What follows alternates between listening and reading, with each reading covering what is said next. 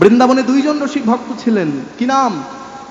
একজন ভক্তের নাম হচ্ছে লালাবাবু, আর একজন ভক্তের নাম হচ্ছে জগৎ শেঠ। বৃন্দাবনে দুইজন জমিদার ছিলেন, লালাবাবু আর জগৎ শেঠ। তারা ছিলেন একে অপরের বন্ধু। জগৎ শেঠের এত টাকা ছিল, সেই সময় তিনি আমেরিকাকে টাকা ধার দিত, এইরকম তার অর্থ ছিল। তো জগৎ শেঠের সঙ্গে একদিন লালাবাবুর মামলা বেঁধে গেল। মামলাটা কি? মাত্র 1 হাত জায়গা নিয়ে মামলা। মামলা করতে করতে করতে করতে করতে করতে সেই মামলা কোর্টে গেল। লালাবাবুর একে একে অর্থ চলে গেল, সোনাদানা চলে গেল, জমিদারি চলে গেল। সামান্য মামলা কোথায় গিয়ে দাঁড়ালো? লালাবাবু ছিল জমিদার, তার জমিদারি রাজত্ব সব চলে গেল। মামলা করতে করতে লালাবাবু হয়ে গেল পথের ভিখারি। লালাবাবু পথের ভিখারি হয়ে গেল, ভিক্ষা করে। তাকে গ্রামের মানুষ যা ভিক্ষা দেয়, সেই ভিক্ষা দিয়েই লালাবাবুর সংসার চলে। মায়েরা খুব মন দিয়ে শোনো। হ্যাঁ, কিন্তু বৃন্দাবনে একাদশীর দিনে কেউ তাকে ভিক্ষা দেয় না, তোমরাও দেবে না। একাদশীর দিনে কিন্তু ভিক্ষা দিতে নেই। আর ভিক্ষা দিলেও কখনো অন্ন দান করবে না, হয় ফল দান করবে, না হলে অর্থ দান করবে। একাদশীতে অন্ন দান কিন্তু নিষেধ। তা লালাবাবু চিন্তা করছে, আজকে হচ্ছে একাদশী তিথি, আর আজকে আমি ভিক্ষায় যাব। আমি আজকে যদি ভিক্ষাতে যাই, কেউ তো আমাকে ভিক্ষা দেবে না, তাই আজকে আর ভিক্ষায় যাব না। লালাবাবু ঘরের মধ্যে বসে আছে। বাবা, লালাবাবুর কন্যা ডাকছে, বাবা ও বাবা, গগনে আর বেলা নাই বাবা, আর বেলা নাই। লালাবাবুর মা ডাকছে, লালা, বাসনায় আগুন দেবে, বাসনায় আগুন। কোন বেলা? আমাদের আয়ু সূর্য বেলা। আর কোন বাসনা? কলার বাসনা নয়। লালাবাবুর মা বলছে বাসনায় আগুন দে। লালাবাবুর মা লালাবাবুকে সংসার বাসনায় আগুন দিতে বললেন। কিন্তু লালাবাবু চিন্তা করছে, জামা কাপড় ময়লা হয়ে গেছে।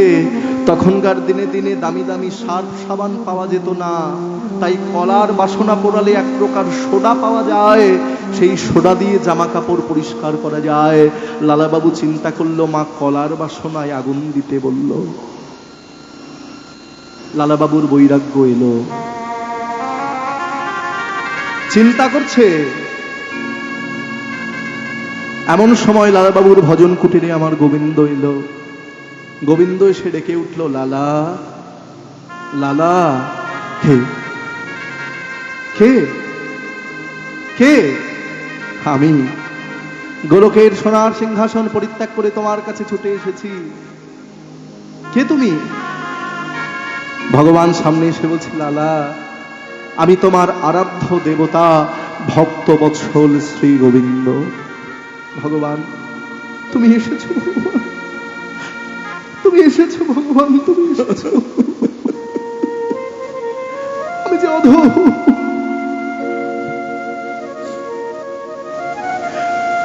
শুনেছি তুমি নাকি কাঙালের ঠাকুর। আমি যে কাঙাল, দেওয়ার মতো তো কিছু নাই, আছে শুধু এই নয়নের গঙ্গা জল। গোলকের সোনার সিংহাসন পরিত্যাগ করে তোমার কাছে ছুটে এসেছি লালাবাবু। কেন এসেছো ভগবান? না তুমি আমাকে একটু মন্দির করে দাও। ও মায়েরা, ভগবান লালাবাবুকে বলছে একটা মন্দির করে দিতে। লালাবাবু একটু মৃদু হেসে বলছে, মন্দির? তুমি তো জানো ভিক্ষা করেও আমার সংসার চলে না।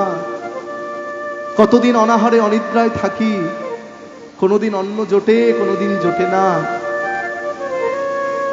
ভিক্ষা করে যার সংসার চলে, তার কাছে তুমি মন্দির চাইছো? শুনেছি তুমি নাকি ভগবান, শুনেছি তুমি নাকি অন্তর্যামী, তুমি অন্তরের কথা, অন্তরের ব্যথা সব বুঝতে পারো। কিন্তু তুমি আমার কাছে মন্দির চাইছো। মন্দির করতে গেলে বহু ইট, বহু বালি, বহু সিমেন্টের প্রয়োজন। কোথায় পাবো আমি ইট, বালি, সিমেন্ট? ভগবান কৃষ্ণ বলছে, লালা বাবু, বহু ইট, বহু বালি, বহু সিমেন্ট এক জায়গায় করে যে মন্দির তৈরি হয়, আমি তোমার কাছে সেই মন্দির চাই।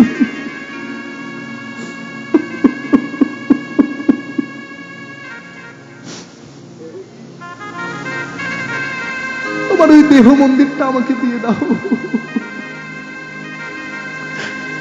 তোমার ওই দেহ মন্দিরটা আমাকে দিয়ে দাও, যে মন্দিরে আমি সব সময় বাধা থাকবো। এই বলেই ভগবান কৃষ্ণ অন্তর্ধান হয়ে চলে গেল। একই ভগবান, কোথায় গেলে, কোথায় গেলে? ভগবানকে আর দেখতে পেল না। লালাবাবু ছুটতে ছুটতে ছুটতে ছুটতে গুরুদেবের আশ্রমে, গুরুদেবের চরণে আছাড় খেয়ে পড়ল সিদ্ধ কৃষ্ণ দাস বাবাজি মহারাজ। গুরুদেবও আজকে লালাবাবুকে চিনতে পারল না। গুরুদেবের চরণে যেই লালাবাবু প্রণাম করেছে, মা, গুরুদেব বলছে, কে তুমি? আমি লালাবাবু। তুমি ছিলে জমিদার, আর আজকে তোমার এই ভিখারির বেশ কি করে হলো? বলো বলো লালা, তুমি জমিদার ছিলে, তোমার এই ভিখারির বেশ কি করে হলো? তোমার কোনোদিন কোনো কিছু অভাব ছিল না, আর আজকে তুমি ভিখারি হয়েছ। চিরদিন কাহারও সমান নাহি যায়, আজকে যে রাজাধিরাজ, কাল সে ভিক্ষা চায়। গুরুদেব এক মামলায় আমাকে এই ভিখারির বেশ দিয়েছে। মামলা? কার সঙ্গে তোমার মামলা? জগৎ শেঠের সঙ্গে। কি করো তুমি? গুরুদেব, আমি ভিক্ষা করি। কোথায়? বৃন্দাবনে, বর্ষানে, নন্দগ্রামে। আচ্ছা, তুমি কি জগৎ শেঠের গৃহে ভিক্ষায় যাও? না না গুরুদেব, না। আমি তাকে বলেছিলাম ভিক্ষা করব, তবুও তোমার গৃহে কোনোদিন ভিক্ষা করতে যাব না। গুরুদেব একটু হেসে বলে, লালা, বৈষ্ণব ধর্ম অবলম্বন করেছ, তবুও তোমার এত অহংকার। বৈষ্ণব ধর্ম অবলম্বন করেছে, তবুও তোমার এত অভিমান। অহংকার থাকলে তাকে বৈষ্ণব বলে না, অভিমান থাকলে তাকে বৈষ্ণব বলে না। কালকে তুমি জগৎ শেঠের গৃহে ভিক্ষায় যাবে। গুরুদেব, না গুরুদেব, আপনি এত বড় বাক্য আমাকে দেবেন না। আমি জগৎ শেঠের গৃহে কিছুতেই ভিক্ষা করতে যাব না। গুরুদেব বললেন, শোনো, তুমি যদি জগৎ শেঠের গৃহে ভিক্ষা করতে না যাও, তাহলে আমি তোমার মুখ দর্শন করব না। মায়েরা, লালাবাবু চিন্তা করছেন, সব বাক্য দুর্বল, কিন্তু গুরু বাক্য প্রবল। গুরু যদি ইচ্ছে করে তাকে অন্ধকারে রাখে না, তাকে আলোর সন্ধান দেখাতে পারে বাবা। তাই গুরু বাক্য আমাকে রক্ষা করতেই হবে। তবে জগৎ শেঠের গৃহে আমি ভিক্ষায় যাব। কখন যাব? ঠিক রাত্রি ৩টের সময়। জগৎ শেঠ ঘুমিয়ে থাকবে, আমার ভিক্ষার দরকার নাই, নাম দিয়ে চলে আসবে। গুরুদেবের বাক্য রক্ষা করবার জন্য ঠিক রাত্রি ৩টের সময় লালাবাবু ভিক্ষার ঝুলি কাঁধে নিয়ে ভিক্ষা করতে বেরিয়েছে। আর জগৎ শেঠের বাড়ির সামনে দিয়ে যখন ভিক্ষা করতে যাচ্ছে, ভজ শ্রীকৃষ্ণ, কহ শ্রীকৃষ্ণ, লহ শ্রীকৃষ্ণের নাম রে। ভজ শ্রীকৃষ্ণ, কহ শ্রীকৃষ্ণ, লহ শ্রীকৃষ্ণের নাম রে। যে জনা শ্রী কৃষ্ণ ভজে, সে হয় আমার প্রাণ রে। আর শ্রীকৃষ্ণ ভজে, সে হয় প্রাণ রে। ভজ শ্রীকৃষ্ণ, কহ শ্রীকৃষ্ণ, লহ শ্রীকৃষ্ণের নাম রে। ভজ শ্রীকৃষ্ণ, কহ শ্রীকৃষ্ণ, গাও শ্রীকৃষ্ণের নাম রে। সকালবেলা নাম করতে করতে যাচ্ছে, জগৎ শেঠ দোতলার উপরে ঘুমিয়েছিল। হরিনামের ধ্বনি কানে পৌঁছানো মাত্রই জগৎ শেঠের ঘুম ভেঙে গেল। এ কি, এই ভোরবেলা কে রাস্তা দিয়ে নাম করতে করতে যাচ্ছে? আর গলার স্বরটা শুনে মনে হচ্ছে বহুদিনের চেনা কণ্ঠস্বর।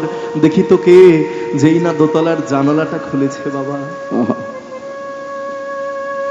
জানালাটা খুলে দেখছে যার সঙ্গে আমার 12টি বছর ধরে মামলা চলছে, সেই বৃন্দাবনের অকিঞ্চন বৈষ্ণব লালাবাবু। আস্তে, তার কোনো অহংকার নাই, তার কোনো অভিমান নাই। মামলা চলাকালীন সে আমাকে বলেছিল, ভিক্ষা করব তবু তোমার গৃহে কোনোদিন ভিক্ষায় যাব না। আর আজকে সে অহংকার অভিমান ত্যাগ করে আমার দ্বারে ভিক্ষা চাইতে এসেছে। আমি তাকে কি ভিক্ষা দেব? দোতলার উপর থেকে চিৎকার করে বলছে, লালা বাবু দাঁড়াও, আমি তোমাকে ভিক্ষা দেব। লালাবাবু দাঁড়িয়ে রইল।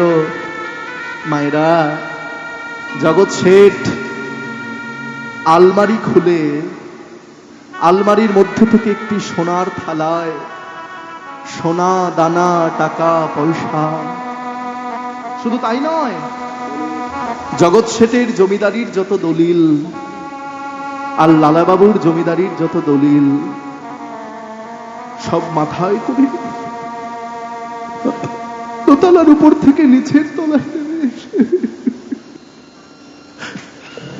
লালাবাবুর কাছে গিয়ে জগৎ শেঠ হাত জোর করে বলছে, লালাবাবু আমি যে কাঙাল, দেবার মতো আমার কাছে কিছু নাই। আমার যা ছিল আমি তোমায় দয়া করে তুমি আমাকে ফিরিয়ে দিও না, আমার ভিক্ষা তুমি গ্রহণ করো। এই বলে লালাবাবুর চরণে জমা দিয়ে লালাবাবুর চরণ দুটি জড়িয়ে ধরে জগৎ শেঠ নয়নের জলে ভেসে যাচ্ছে। আর জগৎ শেঠ বলল, শোনো, আজ হতে মামলা তুলে নিলাম, তোমার জমিদারি তোমাকে ফিরিয়ে দিলাম, আর আমার যত জমিদারি ছিল সব তোমার চরণে সঁপে দিলাম। লালাবাবু বলছে, না না, তোমার ভিক্ষা আমি গ্রহণ করতে পারবো না, তোমার ভিক্ষা তোমার মাথায় থাক। চলো, তার কাছে যেতে হবে। হ্যাঁ, তোমার কাছে যে পাঠিয়েছে তার কাছে যেতে হবে। জগৎ শেঠের হাত ধরে লালাবাবু নিয়ে এলো গুরুদেবের আশ্রমে। গুরুদেব, আমি কাকে নিয়ে এসেছি? গুরুদেব দেখছে জগৎ শেঠ দাঁড়িয়ে আছে। গুরুদেব বলছে, দাও জগৎ শেঠ, তোমার ভিক্ষা দাও। আজকে তোমার ভিক্ষা দিয়ে আমার রাধা মাধবের সেবা হবে। গুরুদেব জগৎ শেঠের কানে কানে কৃষ্ণ নাম জানিয়ে দিল, শোনো, আজ থেকে তোমরা দুইজনে বৃন্দাবনে হরিনাম কৃষ্ণ নাম প্রচার করবে। বলো পরম দয়াল শ্রী গুরুদেব কি জয়। গুরুদেব দয়া কর দিন কারণ অতি ঘোর ভবম্বুদি পারাবারণ। গুরুদেব দয়া কর দিল কারণম অতি ঘোর ভবম বুদ্ধি পারাবারম। সংকটে তুমি প্রভু মধুসূদনম, সংকটে তুমি প্রভু মধুসূদন, প্লাবকে তুমি প্রভু জলাশয়নম, প্লাবকে তুমি প্রভু জলাশয়নম। গুরুদেব দয়া কর দিল কারণম অতি ঘোর ভবম বুদ্ধি পারাবারম। গুরুদেব দয়া কর দিল কারণম অতি ঘোর ভবম বুদ্ধি পারাবারম। গুরুদেব গুরুদেব গুরুদেব গুরুদেব গুরুদেব গুরুদেব গুরুদেব গুরুদেব গুরুদেব গুরুদেব গুরুদেব গুরুদেব। তাহলে লালাবাবুর ছিল অহংকার, জগৎ শেঠের ছিল অহংকার, গুরুদেবের আশীর্বাদে তাদের অহংকার চূর্ণ হয়ে গেল। মা